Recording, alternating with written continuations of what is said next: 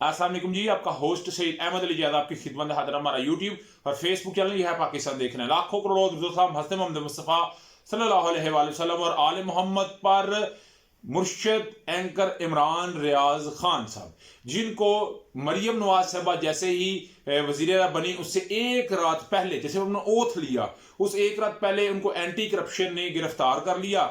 और anti corruption जब उन्हें गिरफ्तार करके ले गई 11:10 पर ये हुआ।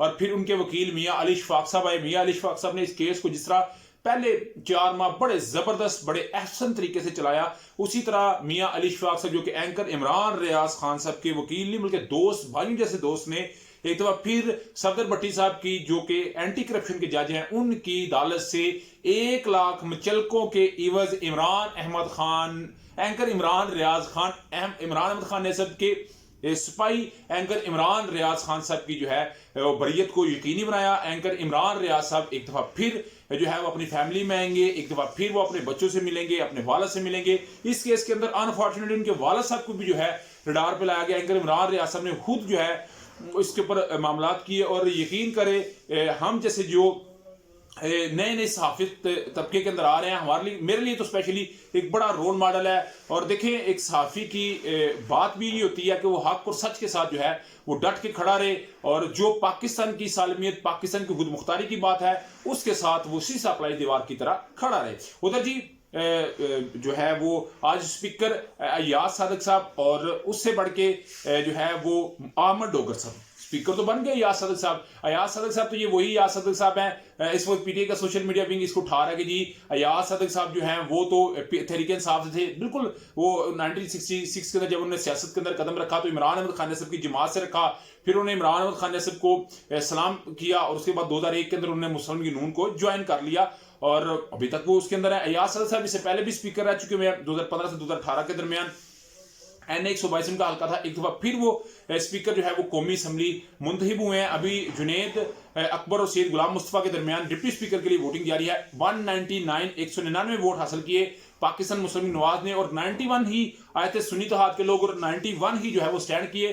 अहमद डोगर साहब की ये बात ठीक है कि हम 225 लोग हैं, क्योंकि 180 वोट तो उनकी जो पब्लिक ने दिया है, मगर ऐसा झाड़ू फेरा गया कि यकीन करे ना काबिल फहम, ना काबिल यकीन, ना फेल्ट महसूस और सीन भी उन्हें नहीं दिया गया।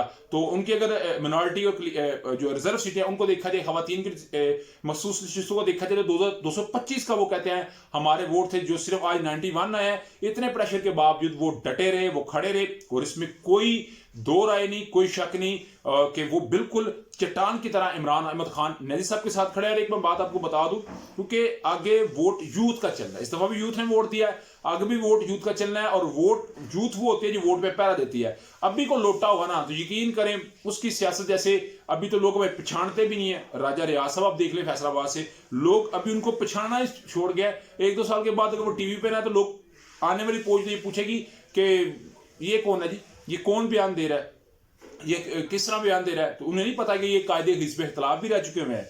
पाकिस्तान की असम्बली के ऐवान ज़ेरी के ये जो है वो अपोजिशन लीडर भी रह चुके हैं, मगर वक्त के साथ साथ जो है लोग इन्हें पछाड़ेंगे भी नहीं अगर अभी कोई किसी ने भागने की जिसारत की। उधर जी MQM ने जो है वो मुआहदा कर लिया मुस्लिम लीग नवाज के साथ। एहसन इकबाल हों, साद रफीक साहब हों, और उसके अलावा राना सनाउल्ला साहब भी पार्लियामेंट की राहदारियों में आ गया। मुस्तफा कमाल साहब के साथ जो है मामला डन हो गए हैं, जो एक आइन की शिक में तरमीम की गई 140 के तहत। क्योंकि जो MQM में वो स्ट्रीट लेवल की सियासत करती है, वो गली चौकों चौराहों की सियासत करती है।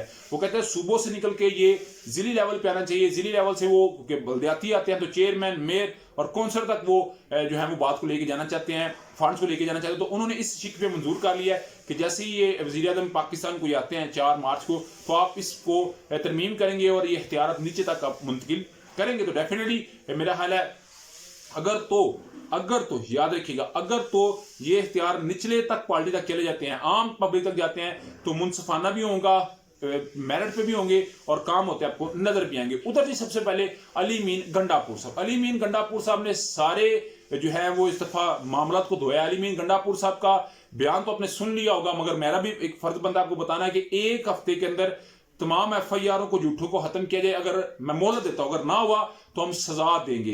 अभी ये एक KPK का वजीर आला कह रहा है, اور डेफिनेटली जिनको कह रहा है आप भी समझते हैं, मुझे भी समझ है। तो क्या ये कोई नई एक कानूनी और आईनी जंग शुरू होने जा रही है, क्योंकि अवाम के मैंडेट पे वो बात कर रहे हैं और दूसरी साइड पे जो है वो कहते हैं कि आप गिल्टी हैं, इसलिए हमने आपके अगेंस्ट ये FIR दी है। उसके अलावा जी मादनियात मैं KPK से किसी को चोरी नहीं करने दूंगा। अगर मादनियात का फायदा हमें नहीं तो कोई मादनियात नहीं लेगा। रिश्वत मैंने अपने सूबे के अंदर नहीं चलने देनी। मुझे कोई रिश्वत दे के लेके दिखाए और दे के देखे, मैं देखता हूं किस तरह ये मामला होते हैं। KPK के अंदर कोई भी दाखिल होगा तो मैं उसकी चेकिंग करूंगा। चेकिंग के बगैर अमन कायम नहीं हो सकता। ये अली मीन गंडापुर साहब जो कि वजीर आला बन गया 90 वोटों के साथ, और डॉक्टर अबादुल्ला जो कि उनके अपोजिट थे, उन्होंने 16 वोट जो है वो हासिल की। मगर अली मीन गंडापुर साहब के बयान को, आम बयान, इसको बड़ा हाई पे देखा जा रहा है इस वक्त, और इसको इस वक्त बड़े लेवल पे देखा जा रहा है कि एक हफ्ते का टाइम है FIR खत्म करने का, नहीं तो उसके बाद वो कहते हैं डेफिनेटली दमादम मस्त कलंदर है। तो क्या आप ये समझते हैं कि ये बयान जो है वो भी इन्हें कबलस वक्त है कि बिल्कुल सही पॉइंट पे दिया है? मेरी तो राय है, तो आपको समझता है मुझे लाजमी कमेंट से शेयर कीजिए। व्लॉग की वीडियो पसंद है तो लाइक सब्सक्राइब अपने दोस्तों से शेयर कर दिया। नेक्स्ट वीडियो के लिए होस्ट पे जादिला का अस्सलाम वालेकुम।